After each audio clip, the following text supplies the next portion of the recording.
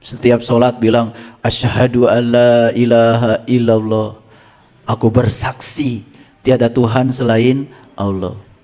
Pakai apa itu? Pakai mulut. Padahal mulut itu hanya bisa bersaksi. Saya mau nanya Bapak Ibu, menyaksikan dulu, bersaksi dulu? Harusnya menyaksikan dulu, baru bersaksi. Kan di kantor polisi juga yang tidak menyaksikan di TKP, kan tidak boleh bersaksi. Lalu kita akan ditanya, man robuka? Oh, saya pernah tanya dulu sama guru agama saya, berarti malaikat munkar dan nakir itu Pak orang Arab? Saya dibilang murtad. Kan tadi ngomongnya pakai bahasa Arab. Man robuka? Kebayang orang Amerika. Mati ditanya bahasa Arab. Betul nggak? Di framing seolah-olah ya malaikat pun Arab gitu loh. Cuman saya bertekad aja, suatu saat Bapak saya akan tahu yang sebenarnya. Makanya begitu saya udah tahu yang sebenarnya, saya balik, saya bilang sama Bapak, saya mengajarin Shirathul Mustaqim yang pernah Bapak ajarkan. Salah dulu. Awalnya terjadi perdebatan hebat karena beliau kan ngerasa dirinya kiai. Dan setelah diajarkan Shirathul Mustaqim yang sebenarnya, gak mau lagi jadi imam. Dikasih mau sambutan-sambutan aja di kampung gak mau. Bapak saya cuma banyak diam dan menangis. Itulah ketika mau jujur pada diri sendiri. Ketika kita membuka gerbang baru, ternyata saya tidak tahu. Dan sekarang saya tahu bahwa saya tidak tahu. Kejujuran itulah yang akan mengantarkan kita untuk menjadi orang yang tahu, dan kita tahu bahwa kita tahu.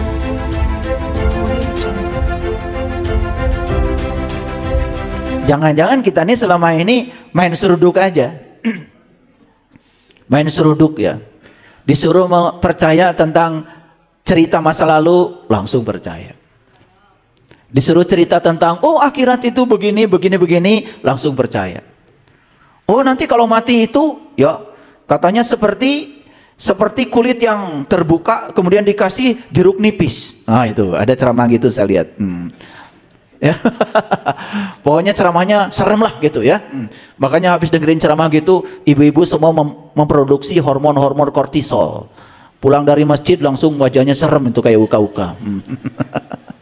Nggak ada bahagia-bahagianya. Semua ceramahnya menakutkan. Itu kan? Itu. Tapi lucunya pada percaya. Ketika orang bicara tentang sesuatu, kita tanpa mikir, tanpa kritis, tanpa kreatif, tidak menggunakan pola pikir yang Allah berikan, langsung percaya. Betul nggak? Iya. Kenapa percaya? Ini karena yang berbicara itu sudah pakai atribut. Pakai KH. Pakai, macam-macam lah. Syekh. Macam-macam itu. Karena sudah pakai atribut, dianggap dia itu seolah-olah wakil Tuhan yang sedang berbicara. Padahal dia hanya menjadi wakil dari egonya sendiri, menyampaikan persepsi yang dia bangun tentang konsep Tuhan, konsep akhirat, konsep surga, konsep neraka, semuanya konsep. Dan dia tidak sadar kalau dirinya itu sebetulnya tidak tahu. Cuma dia tidak tahu kalau dirinya tidak tahu. Karena kebiasaan menjustifikasi orang lain, merasa tahu lalu menganggap orang lain yang berbeda dengan dirinya itu adalah salah. Muncullah kata-kata sesat, murtad, kafir, macam-macam itu. Padahal Allah sendiri tidak pernah melakukan penghakiman yang semacam itu. Manusia sudah melampaui Tuhan. Kalau saya baca di Quran, diulang-ulang ada kata-kata begini. Inna rabbaka huwa a'lamu biman dhalla an sabilihi wa huwa a'lamu bil muhtadin. Sesungguhnya hanya Tuhanmu yang tahu siapa orang yang mendapatkan petunjuk dan siapa orang yang tersesat di jalannya. Itu Quran. Tiba-tiba ada sekelompok manusia yang merasa dirinya paling suci, paling benar, lalu tiba-tiba menghakimi orang lain. Anda sesat, Anda sesat, Anda sesat. Ini sudah melampaui Tuhan. Sedangkan di Quran sendiri ayatnya inna rabbaka huwa a'lamu biman dhalla an sabilihi wa huwa a'lamu bil muhtadin. Hanya Tuhanmu yang tahu siapa yang tersesat dan siapa yang dapat petunjuk di jalannya. Banyak gak yang suka menghakimi begitu? Siapa di antaranya? Itulah orang yang sempit ilmunya begitu.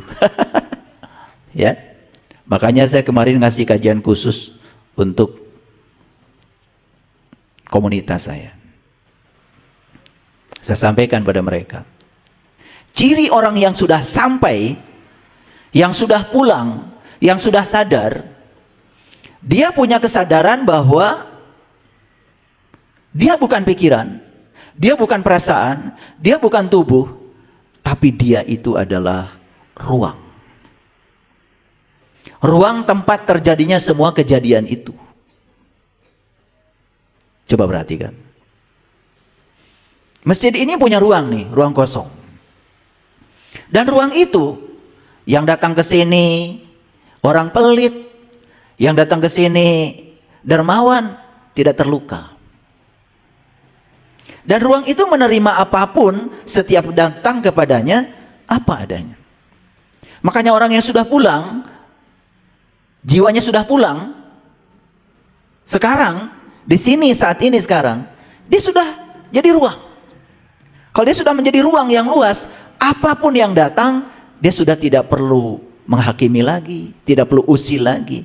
Dia bisa menerima setiap yang datang apa adanya. Itulah ciri orang yang sudah pulang. Kira-kira Bapak Ibu sudah pulang belum? Atau on the way? OTW ting di mana? Ya, gitu. Kakak kayak ini timah udah nyebutkan OTW. Betul nggak? Iya, gitu. Oh, tungguan we, itu OTW. Paham ya? Oke. Baik, kita lihat dulu ya arti kata membabi buta. Jadi membabi buta itu ungkapan kiasan sebetulnya. Berarti yang melakukan sesuatu secara nekat. Ada yang nekat gak di sini? Ada ya? Percaya sama dongeng tentang akhirat. Kalau yang dongeng sendiri belum merasakan akhirat. Nekat gak itu? Nekat. Ya, masuk ya? Membabi buta gak itu? Jadi ini babi buta itu adanya di mana sebetulnya?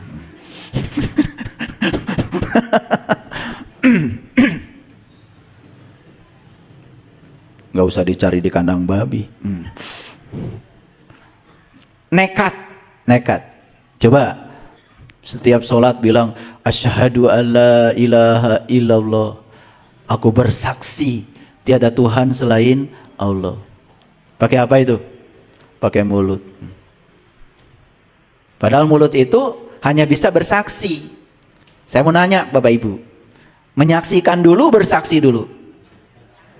Harusnya menyaksikan dulu baru bersaksi. Kan di kantor polisi juga yang tidak menyaksikan di TKP kan tidak boleh bersaksi. Kalau nekat tuh bersaksi pada tidak menyaksikan, kan dia nanti malah kena pidana itu, saksi palsu.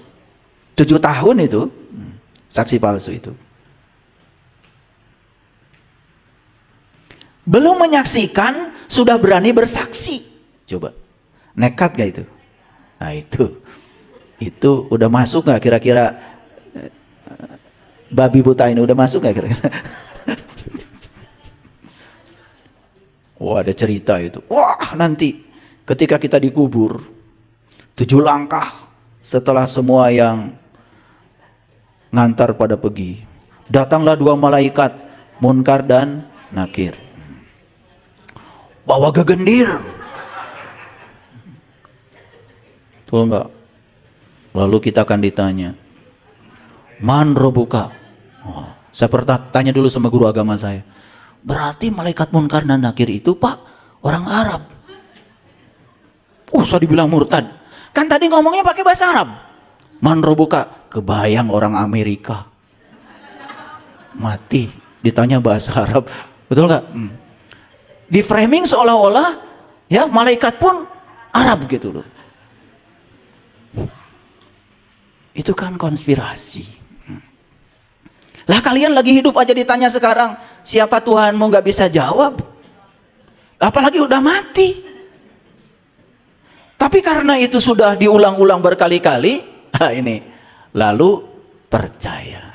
Ini yang percaya siapa ini?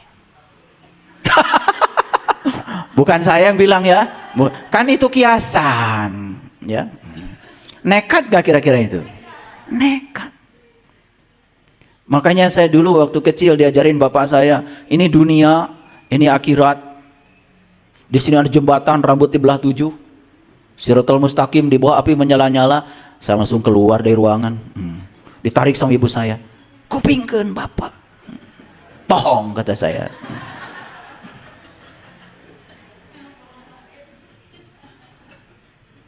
Kata ibu saya, dangukeun we atuh kan bapak nuju ceramah. Bohong. Cuman saya bertekad aja, suatu saat bapak saya akan tahu yang sebenarnya. Makanya begitu saya udah tahu yang sebenarnya, saya balik, saya bilang sama bapak, saya mengajarin Shiratal Mustaqim yang pernah bapak ajarkan. Salah dulu. Awalnya terjadi perdebatan hebat karena beliau kan ngerasa dirinya kiai, pakai atribut, muridnya banyak. Gak peduli saya. 3 hari 3 malam satu debat Shiratal Mustaqim tuh sama bapak saya. Bener itu. Sampai istri saya bingung itu. Ya udah katanya, bapak gak mesti nerima. Ya terus saja. Ya, saking sayangnya sama orang tua saya. Setelah ketemu Shiratal Mustaqim yang sebenarnya, beliau tuh nangis.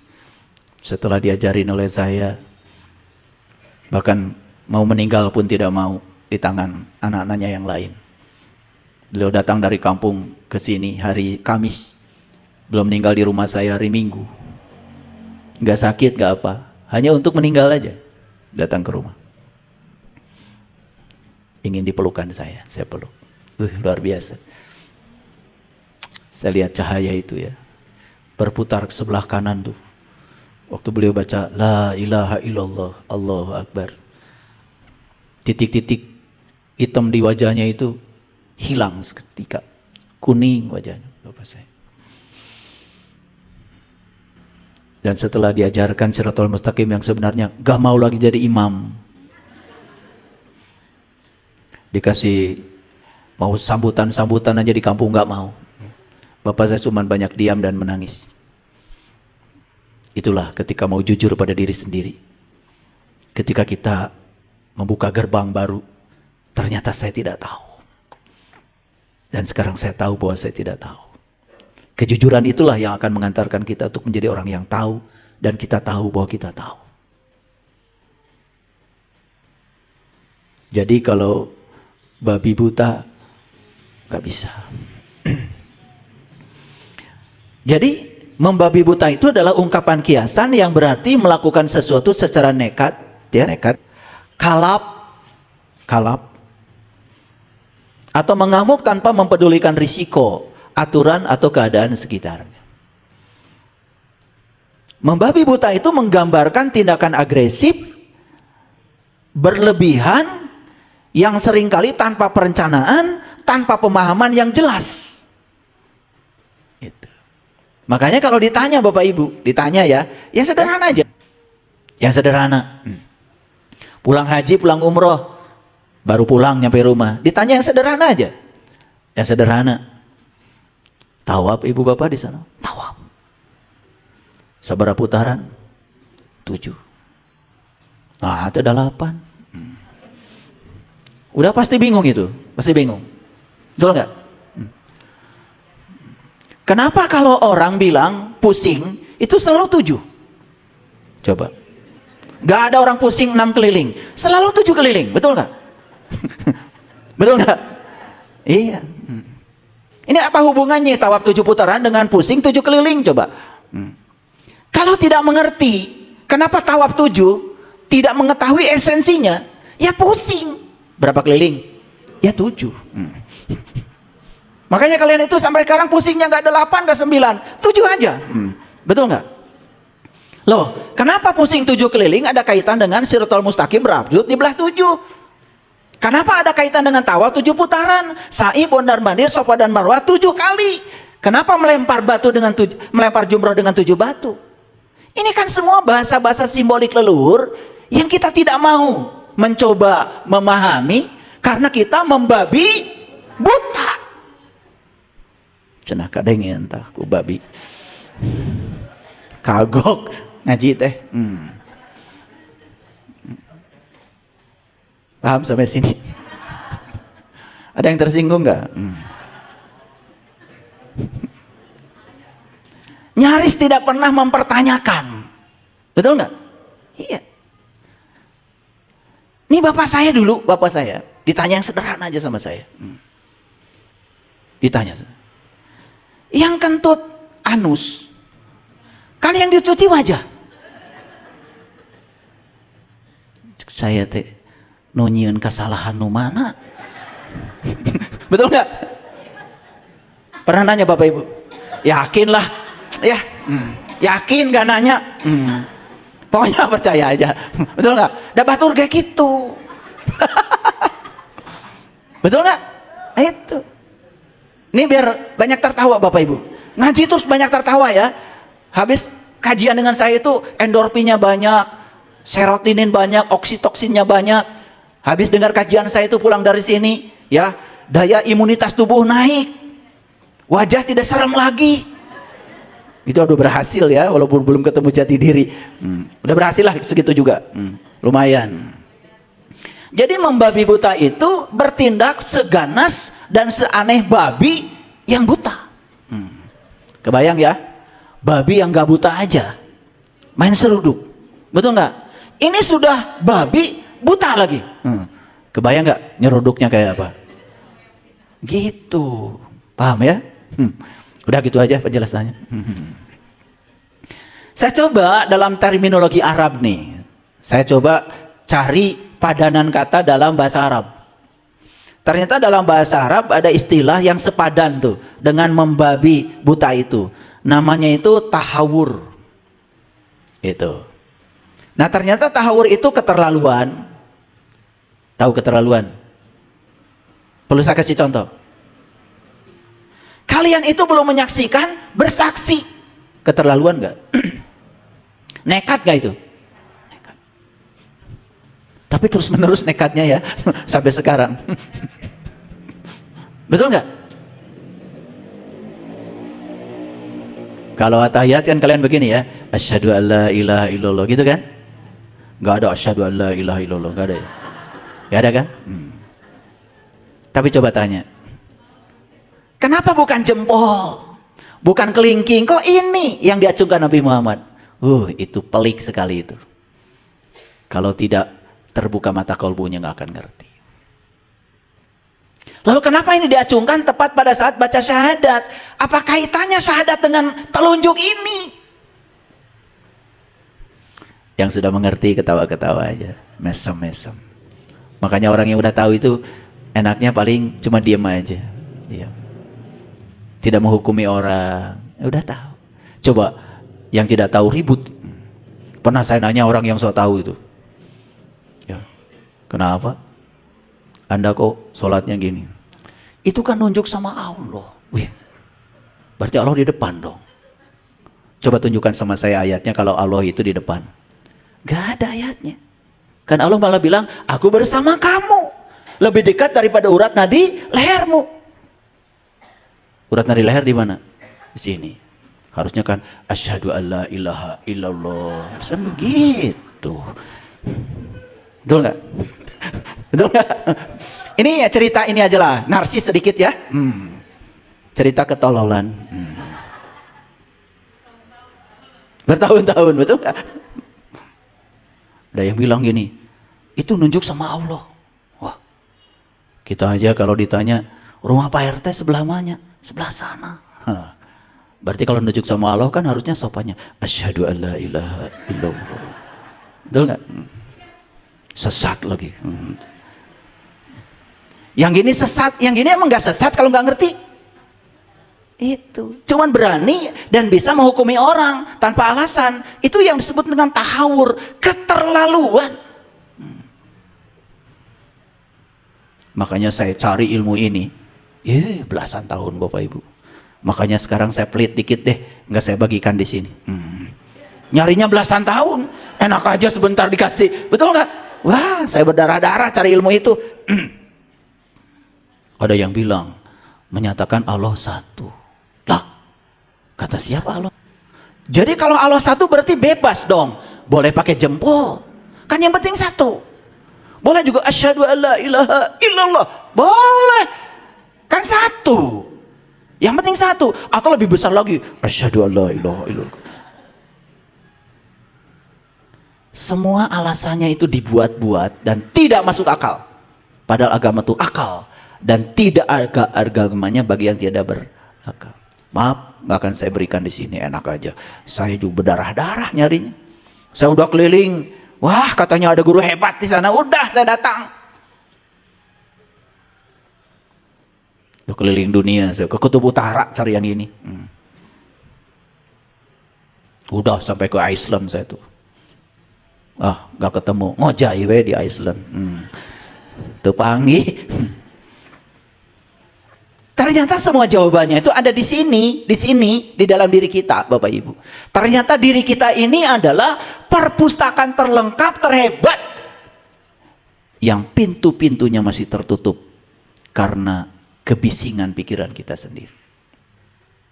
Yang sederhana ini aja gak tahu. Tapi kita selama ini menjalankan yang kita tidak tahu, tanpa alasan, tanpa pengetahuan. Keterlaluan gak itu? Keterlaluan, tawur itu. Jadi bahasa Indonesianya membabi buta. Ini masih judul dulu, biar jelas. Betul nggak? Dalam bahasa Arab, tahawur itu bisa berarti gegabah, ceroboh, tergesa-gesa.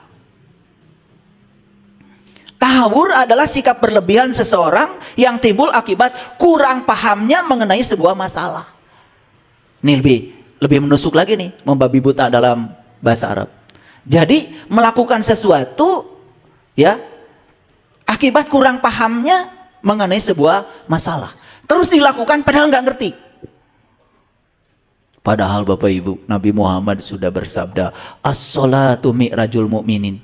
Salat itu adalah mi'rajnya orang yang beriman. Berarti dalam gerakan salat itu ada simbol-simbol untuk meniti ke dalam diri, untuk menemukan sidrah al-muntaha dalam diri bagi mereka yang tahu. Maka yang sudah tahu tuh mesem-mesem aja. Yang belum tahu pasti mikir kan? Tapi nggak apa-apa. Setidak-tidaknya setelah ini tidak membabi buta, itu aja dulu. Walaupun belum tahu. Apa akibat tahawur? Fanatisme buta. Coba Bapak Ibu. Kita dari kecil kan diajarkan fanatisme yang buta. Mempercayai sesuatu tanpa alasan, bahkan nyaris tidak boleh bertanya. Ketika kita bertanya tentang sesuatu, malah diasingkan, dianggap aneh. Padahal bertanya itu adalah kunci dari ilmu pengetahuan. Kita bikin skripsi, tesis, disertasi, semua juga dimulai dengan sebuah pertanyaan penelitian. Karena ada pertanyaan penelitian, maka ada penelitian, maka ada kesimpulan. Kalau tidak ada pertanyaan, tidak ada upaya untuk mencari jawaban. Menghasilkan egoisme. Yang paling berbahaya adalah ego spiritual. Ego spiritual itu menganggap dirinya paling benar, paling soleh, paling ulama, paling bisa, paling tahu. Lalu setiap hari yang dia kerjakan apa? Menghakimi orang lain. Seolah-olah dia itu pemegang kunci pintu surga. Padahal kerjanya poligami aja. Sunah. Cek maneh. Selalu ingin menang sendiri, meremehkan orang lain, memandang yang selain dirinya. Itu yang sekarang itu menimbulkan konflik berkepanjangan dalam urusan agama. Lahirnya polisi agama, seolah-olah dia punya hak untuk menilai orang lain. Dia belum jadi ruang, belum bisa menerima semua perjalanan spiritual setiap orang apa adanya. Semua harus seperti yang dia mau. Itulah ego. Itu ego spiritual Bapak Ibu, cuma tidak terasa. Makanya penyakit yang paling berbahaya di semesta ini bukan virus, tetapi merasa diri paling tahu, paling soleh, paling benar, paling suci, lalu kerja setiap hari cuman menghakimi orang lain. Banyak yang kayak gitu? Banyak apa banyak sekali? Padahal yang dia tahu itu cuma sebatas konsep. Makanya saatnya kalau kita mau mencapai kesadaran murni, meruntuhkan konsep itu. Ketika konsep runtuh, hidup menjadi sederhana, langsung, hidup, bahkan konsep spiritual pun harus ditinggalkan.